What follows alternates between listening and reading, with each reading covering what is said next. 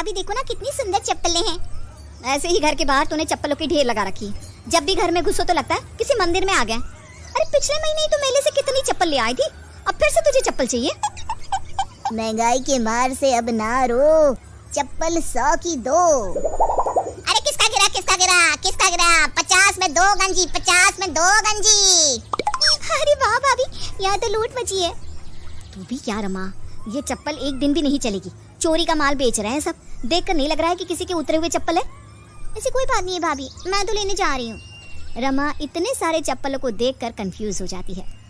इतनी सस्ती सैंडल, ओह गॉड क्या क्या लूं? 4-5 सेट ले लेती हूँ। एक जूता टूटा तो दूसरा पहन लूंगी, दूसरा टूटा तो तीसरा, हर रोज एक नया स्टाइल, मजा आ जाएगा। प्रिया के लिए भी कुछ ले लेती हूँ, कितने दिन से मैंने उसे कुछ नहीं दिया। और एक भाभी के लिए, एक मम्मी जी के लिए मम्मी को भी एक दे दूंगी। रमा रेणुका को बार बार मना करती रही, पर वो तो एक साथ 10 जोड़ी जूते चप्पल ले लेती है और उन्हें लेकर अपने ससुराल चली जाती है। अरे फिर क्या ले आए बहू तू? पहले देखिए तो मम्मी जी और बताइए, गेस कीजिए ये सैंडल कितने की होगी? ऐसे तो 500 के कम की तो नहीं लग रही, 600 तक की हो ही जानी चाहिए थी, पर तू लाई है तो 200 के ऊपर तो नहीं होगी। ये क्या बात हुई मम्मी जी, मैं लाई तो सस्ती होगी, ऐसे तो 600 की लग रही है ना। मैं 100 में लाई। पता है 100 की मिल रही थी तो मैंने तो अच्छी खासी उठा ली। अरे पर 10 जोड़ी चप्पल कल को मुफ्त में मिलेगा तो तू क्या कचरा उठा कर ले आएगी? अब इन चप्पलों की ढेर रखेंगे कहाँ? तभी वहाँ काम वाली चंपा आ जाती है। अरे भाभी देखिए ना, आते वक्त मेरी चप्पल टूट गई। आपके पास कोई पुरानी चप्पल है क्या? आज दे दीजिए, मैं कल वापस कर दूंगी। हाँ रुक, मैं भी लाती हूँ चप्पल, तब तक तू बर्तन धो। रेणुका आगे जाकर रमा के लाए हुए चप्पलों में से एक जोड़ी चप्पल उठाकर चंपा को दे देती है। हाँ दो भाभी, आप भी कितने पुराने चप्पल पड़े थे आपकी, मेरे ही नई चप्पल देनी थी क्या चंपा को? वो भी जो मुझे बहुत पसंद आई थी। इतनी मुश्किल से 20 मिनट छांटने के बाद मुझे वो चप्पल मिली। ज्यादा दिमाग खराब होगा ना तो मैं अपनी चप्पल चंपा से वापस ले लूंगी। हे भगवान, 100 रुपए की चप्पल के लिए तू ऐसे बोल रही है जैसे मैंने उसे सोने चांदी दे दिया हो। चंपा से चप्पल मत मांग लेना बहू, तू तो खानदान की इज्जत मिट्टी में मिला देगी। तो उस चप्पल के बदले मुझे 100 रुपए आप दोगी भाभी। इस सब के बाद सब सोने चले जाते हैं और रमा रसोई में जाकर दोपहर के खाने की तैयारी में लग जाती है। तभी दरवाजे पर दस्तक होती है। बर्तन ले लो बर्तन, एक बड़ा पतीले के साथ छोटा पतीला मुफ्त। 7 पुश्तों तक बर्तनों में नहीं आएगा खरोच, आया तो मेरी जुबान लेना नोच। एक के साथ एक बर्तन मुफ्त, इतना अच्छा मौका फिर नहीं मिलेगा। भैया मुझे सारे बर्तन दे दो। सारे? हाँ सारे। दोपहर को जब सभी घर वाले सो रहे होते हैं, रमा बेमतलब के इतने सारे बर्तन खरीद लेती है जिनकी उसे ज़रूरत भी नहीं थी। इतने सारे बर्तनों को रखूँ कहाँ? यहाँ हॉल में ही रख देती हूँ। थोड़ी देर बाद सभी नींद से जागते हैं तो हॉल में पड़े इतने सारे बर्तनों को देखकर सर पकड़ लेते हैं। क्या मम्मी, मेरी शादी में तुम मुझे ऐसे गंदे बर्तन दोगी? मुझे नहीं चाहिए ऐसे बर्तन। अरे ना बेटी, मैं तो तुझे महंगी महंगी क्रॉकरी सेट दूंगी। ये बर्तन तो इतने कमजोर है कि दबाते ही पिचक जाए। पर इतने सारे बर्तनों को यहाँ रख कौन गया? मैं मम्मी जी, आज ना एक बर्तन वाला बर्तन बेचने आया था। पता है, आधे बर्तन खरीदे मैंने उसके। बस आधे तो मुफ्त में ही मिले। हद हो गई रमा, तुम पैसे बचाने के चक्कर में पैसों का हुलिया कर रही हो। जब देखो कुछ ना कुछ उठाकर ले आती हो जो कि कचरे के बराबर हमारे काम आता है। रेणुका ये कह ही रही होती है कि तभी वहाँ चंपा बड़बड़ाती हुई आती है। क्या भाभी, कैसी चप्पल दे दी आपने? आधे रास्ते तक पहुंची नहीं कि चप्पल टूट गई। अब इन टूटी चप्पलों का क्या करूं मैं? इन टूटे चप्पलों को मेरे सर पर मार। इस घर में सभी को अपनी मर्जी चलानी है। देख रमा, इन चप्पलों के लिए तो अपनी जान दे रही थी ना, आधे घंटे भी नहीं चलाई। यहाँ तो इंसान का भी भरोसा नहीं है भाभी, और आप है कि इत्तेफाक से चप्पल टूट गई तो उसका इल्ज़ाम भी मेरे सर लगा रही हैं। और किसी को बर्तन भारी लग रहे हैं तो मैंने छज्जे पर चढ़ा देती हूँ। सारे काम करने के बाद रमा बालकनी में जाकर मौसम का मजा ले रही होती है। तभी उसकी फ्रेंड सरला का कॉल आता है। दिन भर क्या घर में ही घुसी रहेगी तू? जहाँ मार्केट में इतनी बड़ी सेल लगी है, पूछ मत यार। पर दिक्कत यह है कि एक जैसी 5 साड़ियाँ लेनी होगी और पैसे सिर्फ 2 साड़ी के देने होंगे। क्या 2 साड़ी के दाम में 5 साड़ियाँ? तू तैयार होकर मेरे घर के नीचे आ जा, मैं 5 मिनट में उतर रही हूँ, अभी चलते हैं। अपनी शॉपिंग के क्रेज में और फ्री आइटम के आगे औरतें अक्सर अपना होशो हवास खो बैठती है। रमा को तो ऐसी भी सस्ती और फ्री की चीज़ें बड़ी पसंद थी। वो बिना कुछ सोचे समझे साड़ियाँ लेने चली जाती है। जहाँ साड़ी वाला 2 साड़ी की प्राइस को 7 साड़ियों के बराबर बताकर उसमें 3 साड़ियाँ मुफ्त देकर सभी को चूना लगा रहा था। इससे कहते हैं दिमाग, 5000 की एक साड़ी है और हमें 10,000 में 5 साड़ी मिल गई। इससे कहते हैं मुनाफा। इतनी महंगी साड़ियाँ मैं तो नहीं ले सकती। अरे पगली, मैंने 5 साड़ियाँ ली है ना, रख ले एक साड़ी तू भी। रमा एक जैसी 5 साड़ियाँ खरीद कर अपने ससुराल चली जाती है और किसी को इस शॉपिंग के बारे में नहीं बताती। अगली सुबह, मेरी मम्मी ने ना आपके लिए एक साड़ी भिजवाई है मम्मी जी। समधन जी ने भिजवाई है? दिखाओ तो, जिंदगी में पहली बार उन्होंने कुछ भेजा है, जरा देखो तो।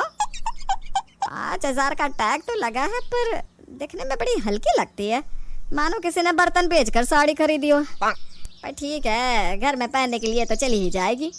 इस तरह रमा उन साड़ियों को एक एक कर अपने घर में सभी को बांट देती है। अगली सुबह इत्तेफाक से रेणुका, रमा, प्रियतमा, प्रिया और सरला पांचों वही साड़ी पहन लेती है। तभी बर्तन धोने चंपा भी वही साड़ी पहन कर आ जाती है जो बाकी सबने पहन रखी थी। ए राम भाभी, आपने भी यही साड़ी पहनी है जो हमने पहनी है? मुझे तो लगा था आप लोग बड़े बड़े दुकान में जाते होंगे। ये साड़ी तुझे कहाँ से मिली? हाँ रमा, भाभी तो कह रही थी कि ये 5,000 की साड़ी है जो उनकी मम्मी ने दी है। अभी इस साड़ी को पहनकर मैं अपनी कॉलेज पार्टी में चली जाती तो क्या होता? अरे मैं खुद इसे पहनकर किटी में जा रही थी। ये तो ना मेरा पति लेकर आया, कल रात को बाजार गया था। एक साड़ी पर 4 साड़ियाँ मुफ्त, वो भी 100 रुपये में। एक तो पहनते ही फट गई, पर अब 100 रुपये में आदमी देगा भी क्या? सारी साड़ी एक सी थी तो मैंने दूसरी पहन ली।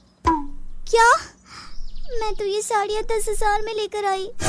अरे भाभी, सस्ती चीजें देख कर ना उन पर यूं कूद नहीं जाना चाहिए, वो तो लोगों को मूर्ख बनाने ही बैठे हैं। मेरा पति थोड़ी और देर से जाता तो वो लोग और सस्ते में देती थी। इन कपड़ों में कोई जान थोड़ी ना रहता है। आपको तो अच्छा चुना लग गया। अब भर गया तेरा पेट? अब तो शॉपिंग करके आती है, वो भी हमसे छुपकर। ये ले बहू, मेरे कंगन, इन्हें भी बेचकर शॉपिंग करा जा। अब मुझे शॉपिंग नहीं करनी मम्मी जी, कभी नहीं।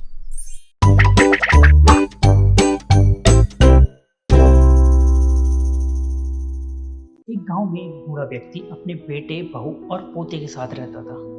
परिवार सुखी संपन्न था, किसी तरह की कोई परेशानी नहीं थी। घर में एक बात बहुत अच्छी थी कि शाम को खाना खाते समय पूरा परिवार एक साथ टेबल पर बैठकर खाना खाता था। एक दिन ऐसे ही शाम को जब सारे लोग खाना खाने बैठे, जैसे ही बूढ़े आदमी ने थाली उठाई, वैसे ही उसके हाथ से थाली छिटक गई और थोड़ी दाल टेबल पे गिर गई। इस बात पर उसकी बहू और बेटे ने घृणा दृष्टि से पिता की ओर देखा और फिर से अपना खाना खाने में लग गए। फिर बूढ़े पिता ने जैसे ही अपने हिलते हाथों से खाना शुरू किया तो खाना कभी कपड़ों पे गिरता, कभी जमीन पर। तभी बहू गुस्से में चिढ़ते हुए बोली, हे राम, कितनी गंदी तरह से खाते हैं, इनकी थाली किसी अलग कोने में लगवा देते हैं। पति ने भी ऐसे सिर हिलाया जैसे पत्नी की बात से सहमत हो, लेकिन उनका बेटा यह सब मासूमियत से देख रहा था। अगले दिन पिता की थाली उस टेबल से हटाकर एक कोने में लगवा दी गई। पिता की डबडबाती आंखें सब कुछ देखते हुए भी कुछ नहीं बोल पा रही थी। बूढ़ा पिता रोज की तरह खाना खाने लगा। खाना कभी इधर गिरता, कभी उधर। एक दिन वो छोटा बच्चा अपना खाना छोड़कर लगातार अपने दादा की तरफ देख रहा था। माँ ने पूछा, क्या हुआ बेटा, तुम दादाजी की तरफ क्यों देख रहे हो? अपना खाना क्यों नहीं खा रहे? बच्चा बड़ी मासूमियत से बोलता, माँ, मैं सीख रहा हूँ कि बूढ़ों के साथ कैसा व्यवहार करना चाहिए। जब मैं बड़ा हो जाऊंगा और आप लोग बूढ़े हो जाएंगे तो मैं भी आपको इसी तरह कोने में खाना खिलाया करूंगा। बच्चे के मुंह से ऐसा सुनते ही बेटे और बहू दोनों कांप उठे। बच्चे की बात उनके मन में बैठ गई, क्योंकि बच्चे ने मासूमियत के साथ एक बहुत बड़ा सबक दोनों को दे दिया था। बेटे ने जल्दी से आगे बढ़कर पिता को उठाया और वापस टेबल पर खाने के लिए बिठाया, और बहू भी भागकर पानी का गिलास लेकर आई कि पिताजी को तकलीफ ना हो। तो दोस्तों, इस कहानी से हमें यह सीख मिलती है कि माँ बाप इस दुनिया के सबसे बड़ी पूंजी हैं। आप समाज में कितनी भी इज्जत कमा लें या कितना भी धन इकट्ठा कर लें, लेकिन माँ बाप से बड़ा धन इस दुनिया में कोई नहीं है। कैसी लगी ये कहानी कमेंट बॉक्स में हमें ज़रूर बताएं, और साथ ही अपने दोस्तों के साथ शेयर करें और लाल बटन को दबाकर चैनल को सब्सक्राइब करें।